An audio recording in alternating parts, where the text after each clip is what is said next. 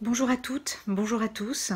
Je suis ravie de vous retrouver avec une nouvelle vidéo que j'ai intitulée Vivre la crise autrement. Et donc je vais vous donner 5 clés parce que je trouve que cette crise s'enlise, dure, prend des aspects multiformes et que beaucoup de personnes sont dans des états émotionnels variés, pas toujours faciles. Et donc voilà, j'avais envie de vous livrer 5 nouvelles clés pour mieux traverser cette crise que nous vivons. Donc l'objectif, c'est de mettre de la conscience en fait sur ce qui se joue en vous, et puis vous permettre d'avoir des grilles de lecture pour mieux vivre cette période agitée que nous traversons.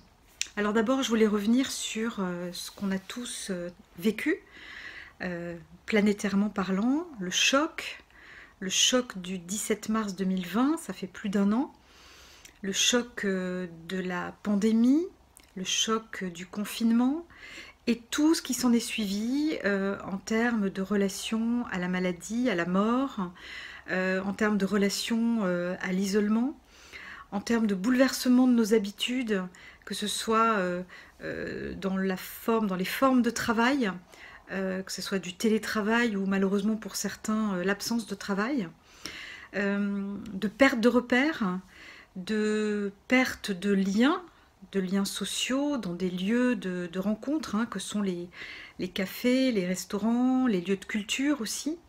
Et donc le bouleversement vers des nouvelles habitudes plus virtuelles, plus j'ai envie de dire le contexte global très anxiogène, et aussi le contexte qui divise un petit peu la France en deux, avec des sujets qui divisent, que sont les masques, les vaccins, etc. Et donc dans cet environnement-là, en fait le choc perdure. C'est ça que je voulais surtout poser au début de cette vidéo, c'est qu'on a eu un premier choc, mais qui s'en est suivi de différents autres chocs. Et on est aujourd'hui dans un climat qui s'enlise, un climat d'incertitude, un climat d'inquiétude pour beaucoup, un climat de perte de repères. Et donc, je vais vous donner maintenant les 5 clés que je vous ai promises. La première clé, elle est liée à ce qu'on appelle la courbe du changement, qui est issue des travaux de Elisabeth Kubler-Ross, qui était psychiatre, et qui a travaillé sur la courbe du deuil. Et à partir du choc maximal que peut représenter dans la vie de quelqu'un le deuil d'un proche, ont été élaborées la courbe du changement pour faire écho en fait à différents chocs que l'on peut subir dans notre vie, que ce soit personnel ou professionnel. Et donc vous voyez que sur cette courbe du changement, il y a différents états émotionnels qui sont le déni, la sidération, qui sont la peur, la frustration, la colère, mais aussi la tristesse, voire parfois la dépression. Et ça, c'est vraiment toute la partie de la courbe qui est la courbe descendante. Et donc, ce que je voudrais vous dire sur cette courbe, c'est qu'il y a en fait 6 choses à savoir, très importantes. Première chose, c'est qu'en fait, on passe forcément par tous ces états quand on subit un choc, et quelle que soit la gravité du choc. On passe par tous ces états. Deuxièmement, ce n'est pas linéaire. Il n'y a pas d'abord une émotion puis une autre. Chaque état émotionnel a une durée indéfinie. On peut rester des mois dans la tristesse et pas longtemps dans la frustration ou inversement. Quatrièmement, ces émotions et ces états émotionnels sont superposables. Ça veut dire qu'une émotion peut en cacher une autre et qu'on peut très bien vivre 2 états émotionnels en même temps, voire 3. Cinquièmement, plus on accepte que ces états émotionnels existent et qu'on est obligé de les traverser, et plus ça va être facile de les traverser et de s'en sortir. Et enfin, sixièmement, nommer ces états émotionnels, en prendre conscience, permet de remettre en fait du mental, de notre cerveau, du cortex, sur notre cerveau limbique, qui est le cerveau des émotions, et donc ça permet de mettre de la distance en fait, et donc de se désidentifier de l'émotion, pour pouvoir ensuite analyser ce qui se passe et comprendre le besoin qui est caché derrière ces émotions. Ça, c'était la première clé liée à la courbe du changement. La deuxième clé, ça va être en fait de réduire, à partir de cette courbe du changement, de réduire déjà ce qui se passe pour nous aujourd'hui à un seul problème. Et donc de vous poser la question sur cette courbe du changement, quel est aujourd'hui votre état émotionnel? Quel est finalement ce qui est le plus difficile à vivre pour vous aujourd'hui, ici et maintenant? Est-ce que c'est la peur du virus? Est-ce que c'est la colère contre les mesures liberticides? Est-ce que c'est la tristesse liée à ce qui n'existe plus? Voilà, je vous invite à prendre ce temps, à mettre pause sur la vidéo si vous voulez, et à prendre ce temps pour voir pour vous quel est en fait l'état émotionnel le plus important et le problème le plus important pour vous, pour vraiment comprendre ce qui se joue en vous. Et je vous retrouve après la pause. Et donc je poursuis. Je vous invite ensuite, au niveau des états émotionnels et de votre capacité à décrypter ce qui se passe derrière vos émotions, tout simplement à visionner la vidéo, enfin les 2 vidéos que j'ai faites autour des émotions et que vous trouverez également sur ma chaîne YouTube. Troisième clé. La troisième clé, elle est de retrouver votre sécurité intérieure. Quand tout va mal, quand on est dans la tempête, dans le cyclone, l'idée c'est comment aller, vous savez, dans l'œil du cyclone, là où tout est calme en fait. Et en fait, il n'y a pas 50 façons d'y aller. Quel est l'endroit où vous allez vous sentir le plus en sécurité? Eh bien, c'est votre corps. C'est d'aller dans votre corps. Et pour cela, bien évidemment, on va retrouver des techniques diverses et variées, mais on va retrouver la respiration. Donc, toutes les techniques qui permettent de travailler la respiration, que ce soit la cohérence cardiaque, la méditation, le yoga. Toutes ces techniques vont vous permettre vraiment de revenir dans votre corps, ici et maintenant, et de retrouver une forme de sécurité. Bien évidemment, tout ce qui va vous permettre aussi d'être en présence à vous-même, en présence à l'autre, et donc dans vos sensations. Et donc d'être dans, par exemple, lorsque vous mangez, d'être dans ce que vous mangez, c'est-à-dire de ressentir vraiment, faites l'expérience, prenez un instant, prenez une mandarine par exemple, s'il y en a encore à cette époque-là, ou bien prenez un bout de chocolat et faites l'expérience de le goûter en conscience plusieurs fois de suite, en voyant ce qui se passe de différent. Donnez-vous, on va dire, allez, 5 minutes pour faire ça. C'est pas beaucoup, 5 minutes dans une vie, mais ça peut changer votre vie, je vous assure. Faites l'expérience d'un premier quartier de mandarine que vous allez manger, déguster. Puis refaites l'expérience et voyez ce qui se passe. Refaites l'expérience 3 fois. Voilà, tout ça, c'est des choses pour vous aider à vous sentir vivant, en fait, dans votre corps, dans vos sensations, et donc de revenir à l'instant présent. Et je voulais en profiter aussi pour faire un petit topo de démystification de la méditation, parce qu'en fait, il y a beaucoup de gens qui s'y sont mis, mais il y a aussi beaucoup de gens qui se disent « Ah non, mais la méditation, c'est pas pour moi, quoi. M'arrêter, alors là, vraiment, c'est pas possible. » En fait, la méditation, ce n'est pas arrêter de penser. Surtout pas, c'est impossible s'arrêter de penser. On est des êtres humains, il n'y a que des grands yogis qui peuvent s'arrêter de penser éventuellement. Mais nous, en fait, qu'est-ce qu'on doit faire dans la méditation? Et qu'est-ce qu'on est invité à faire? C'est d'observer nos pensées. C'est complètement différent. On a le droit d'avoir des pensées, elles sont là. Mais si on se met en observation, ça change tout. Il faut le vivre pour l'expérimenter, pour le croire. Et je vous invite vraiment à tenter l'expérience. Et donc vous avez tout type de méditation, vous avez des méditations de pleine conscience, vous pouvez retrouver sur une appli comme Namatata, j'ai pas d'action mais je la trouve très bien faite. Et puis vous pouvez aussi faire des méditations qui sont plus des visualisations guidées, qui vont vous permettre aussi de lâcher le mental. Et donc il y en a un certain nombre sur ma chaîne YouTube également. J'arrive à la 4e clé. La 4e clé, c'est une clé très importante qui est d'accepter qu'aujourd'hui, vous en êtes là, dans cette courbe du changement. Vous en êtes là où vous êtes. On n'est pas tous au même endroit. D'accepter qu'en tant qu'être humain, par définition, vous êtes vulnérable. On est tous vulnérables. Et donc, c'est vous donner le droit de ressentir ce que vous ressentez dans la traversée de cette crise. Vous donnez le droit de ressentir ces émotions, ces états émotionnels que j'ai cités tout à l'heure. En revanche, je vous invite à ne pas les nourrir. C'est-à-dire qu'en fait, une émotion elle-même, elle dure 1 minute 30. Et donc, si vous acceptez de ne pas nourrir cette émotion, elle va passer. En revanche, je vous invite vraiment à regarder ma vidéo, la première sur les émotions, parce qu'elle va vous permettre de décrypter ce qui se passe, en fait. Quel est votre besoin caché derrière l'émotion? Et du coup, de voir comment vous pouvez mettre en place des actions justes et adaptées pour combler ce besoin. J'en arrive à la 5e clé. La 5e clé qui est, je pense, une clé vraiment fondamentale, sans doute la plus importante, et qui va vous permettre peut-être de jeter un regard nouveau sur ce qui se passe aujourd'hui.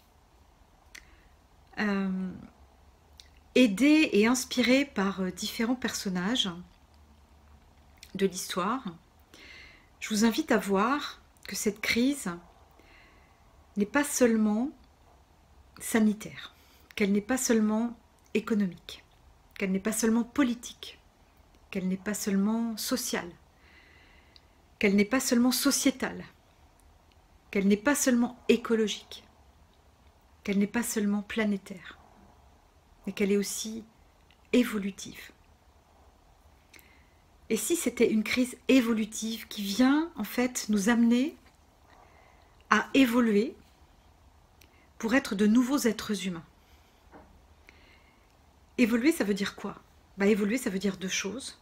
Ça veut dire laisser derrière nous, ou jeter à la poubelle, on pourrait dire, ce qui n'est plus utile dans nos façons d'être et dans nos façons de faire. Et c'est aussi se réinventer pour aller vers de nouvelles façons d'être qui vont nous permettre de nouvelles façons de faire. Et donc je vais rentrer maintenant dans ces 2 aspects-là. Premier aspect qui est de jeter à la poubelle nos anciennes façons d'être, nos anciennes façons de faire qui ne sont plus utiles. Évidemment, il ne s'agit pas de tout jeter à la poubelle, au contraire, de conserver nos racines utiles, mais de nous débarrasser de ce qui n'est plus utile. Et cette crise, elle nous invite à ça. Et donc, je vous invite vraiment à regarder vos préjugés, vos croyances, tout ce qui a bougé durant cette crise. Vous avez certainement remis en cause des projets, remis en cause des envies, des besoins, des habitudes. Et donc, regardez ce qui n'est plus utile. Regardez ce dont vous pouvez vous passer. Faites le bilan. Qu'est-ce que vous avez arrêté de faire? À quoi ça a été facile de renoncer? Et puis regardez aussi ce que vous avez conservé, qui est chouette, et qui va constituer vraiment des racines pour vous, des racines solides sur lesquelles vous allez pouvoir vous appuyer.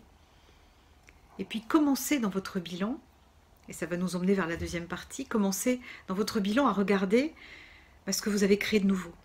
Vous avez forcément fait des choses différemment durant cette crise. Vous avez forcément mis en place des choses nouvelles, que ce soit dans votre vie professionnelle, dans votre vie personnelle, avec vos proches, dans vos loisirs. Il y a forcément des choses nouvelles qui ont émergé depuis plus d'1 an. Et je vous invite aussi à, dans cette phase de jeter à la poubelle ce qui est plus utile, de prendre aussi la responsabilité de ce que vous allez faire à partir de demain, maintenant que vous avez entendu cette vidéo. C'est-à-dire que, je crois que c'est Saint-Exupéry qui disait « On ne peut pas être à la fois responsable et désespéré ». C'est-à-dire qu'à un moment donné, il s'agit aussi de prendre la responsabilité de notre vie et donc de décider de ce qui n'est plus bon pour nous. Que ce soit dans nos relations, ça peut être des relations qui finalement s'avèrent toxiques, ou bien aussi dans nos actions de tous les jours.